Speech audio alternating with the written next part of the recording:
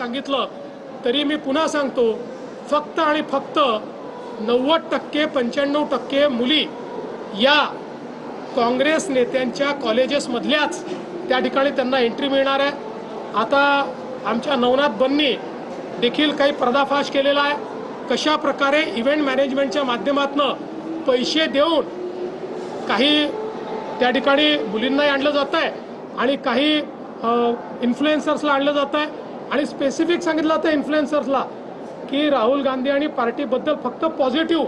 हे तुम्ही टाका तर तुम्हाला पैसे देऊ, निगेटिव्ह काही टाकायचं नाही। त्यामुळे हा इव्हेंट आहे आणि हा जो राहुल गांधींचा इव्हेंट आहे त्या इव्हेंटचं प्रिकर्सर, त्या इव्हेंटला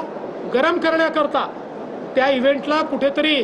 जसं आपण पाहतो की एखादी पिक्चर रिलीज व्हायच्या आधी कॉन्ट्रोवर्सी उभी करतात म्हणजे पिक्चर हिट होतो, तशा पद्धतीनं कॉन्ट्रोवर्सी उभी करण्याचा हा प्रयत्न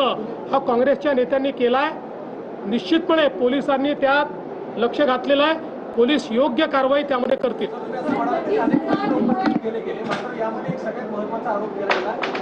फॉरेन फंडिंगच्या संदर्भात फॉरेन फंडिंग सुद्धा यामध्ये होते, 9 ते 10 कोटींचा खर्च केला असं सुद्धा सगळे